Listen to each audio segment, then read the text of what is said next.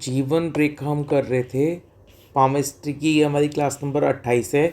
जीवन रेखा हम कर रहे थे और जीवन रेखा का पार्ट 1 हमारा हो गया था, यानी लास्ट क्लास जो पामेस्ट्री की क्लास नंबर 27 थी उसमें हमने जीवन रेखा शुरू करी थी और जीवन रेखा के बारे में बहुत सारी बात पढ़ी थी।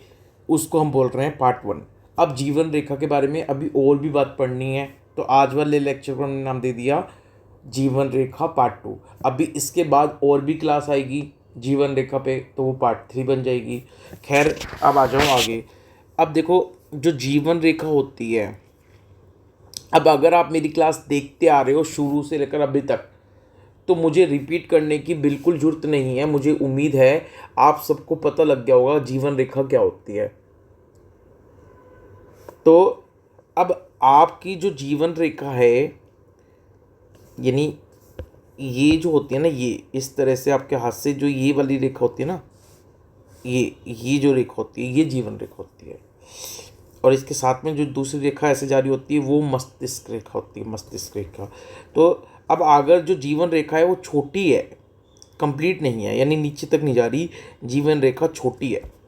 तो अगर जीवन रेखा छोटी है या फिर बहुत ही पतली, बहुत ही थिन लाइन है, बहुत पतली है हाथ में, तो या तो छोटी हो या फिर बहुत ज़्यादा पतली हो, तो ऐसे जातक में जो इम्यूनिटी पावर होती है, प्रतिरोधक क्षमता जो होती है, बहुत कम होती है।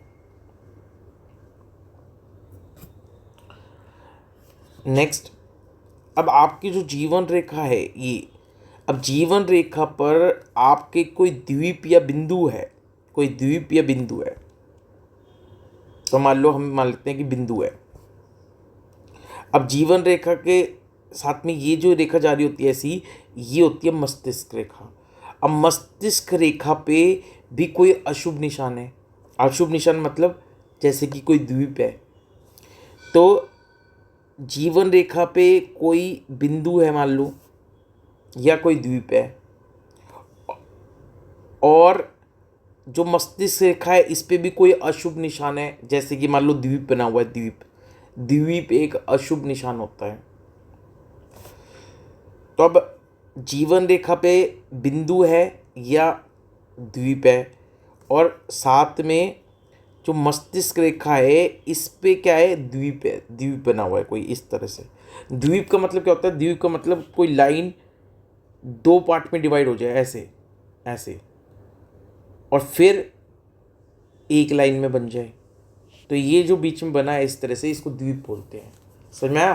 कोई लाइन है ऐसे आ रही है, अभी दो टुकड़ों में बढ़ जाए, ऐसे और ऐसे, और फिर ये जुड़ जाए एक लाइन में, तो ये जो बना बीच में ये द्वीप होता है। ठीक है, तो जीवन रेखा पे बिंदु है और मस्तिष्क रेखा पे मान लो द्वीप है, और ये मस्तिष्क रेखा पे जो द्वीप होना चाहिए, ये जो द्वीप होना चाहिए, ये सूर्य पर्वत, ये जो सूर्य की उंगली है, सूर्य पर्वत जो है इसके बिल्कुल नीचे होना चाहिए। तो जीवन रेखा पे क्या है, बिंदु है या कोई द्वीप है, और मस्तिष्क रेखा पे भी कोई अशुभ निशान है, जैसे कि मान लो अशुभ निशान द्वीप है, और ये अशुभ निशान क्या है, सूर्य पर्वत के बिल्कुल नीचे होना चाहिए यहाँ पे। तो फिर ऐसे पर्सन को आँखों से रिलेटेड कोई ना कोई समस्या होती है, और हार्ट से, दिल से रिलेटेड भी कोई ना कोई रोग होता है। नेक्स्ट आ जाओ। अब जो जीवन रेखा है आपकी, जीवन रेखा और जो मस्तिष्क रेखा है वो स्टार्टिंग से जुड़ी हुई हैं। स्टार्टिंग जहाँ से हो रही है दोनों जुड़ी हुई हैं आपस में स्टार्टिंग में। और मस्तिष्क रेखा जो है, मस्तिष्क रेखा यानी कि ये, इस पे कोई अशुभ निशान है, जैसे कि मान लो इस पे कोई बिंदु है, या जो मस्तिष्क रेखा है टूटी हुई है बीच में से, जैसे मान लो इस तरह से ये मस्तिष्क रेखा और बीच में से ऐसे टूटी हुई है, तो मस्तिष्क रेखा पे कोई अशुभ निशान जैसे कि बिंदु है या मस्तिष्क रेखा टूटी हुई है, और मस्तिष्क रेखा और जीवन रेखा शुरू से क्या है, जुड़ी हुई हैं, तो ये बीमारी का सूचक होती हैं, यानी ऐसे व्यक्ति को कोई ना कोई बीमारी लगी रहती है। अब जीवन रेखा मान लो बिल्कुल स्ट्रेट है, ऐसे स्ट्रेट है। अब जीवन रेखा स्ट्रेट है, यानी इस तरह से गोलाई में नहीं है, जीवन रेखा स्ट्रेट है, सीधी लाइन है। तो ऐसे व्यक्ति को शरीर में दर्द, पैरों में दर्द और पेट से संबंधित रोग रहते हैं। और ऐसे व्यक्ति का जो चरित्र है, कैरेक्टर है, वो भी ठीक नहीं होता। अब मान लो जीवन रेखा जो है, ये जीवन रेखा जो आ रही है, तो फिर जीवन रेखा जब आ रही है तो जीवन रेखा पे एक द्वीप बना हुआ है। और द्वीप कहाँ है? बिल्कुल जो सूर्य पर्वत है इसके नीचे, यहाँ पे सिधाई में। यानी ये जो जीवन रेखा पे द्वीप बना है, ये सूर्य पर्वत के नीचे होना चाहिए। और इस द्वीप के अंदर क्या है? एक तिल है। तो ऐसे पर्सन को काला मोतिया होता है। नेक्स्ट है, जीवन रेखा के बिल्कुल अंत में द्वीप बना हुआ है।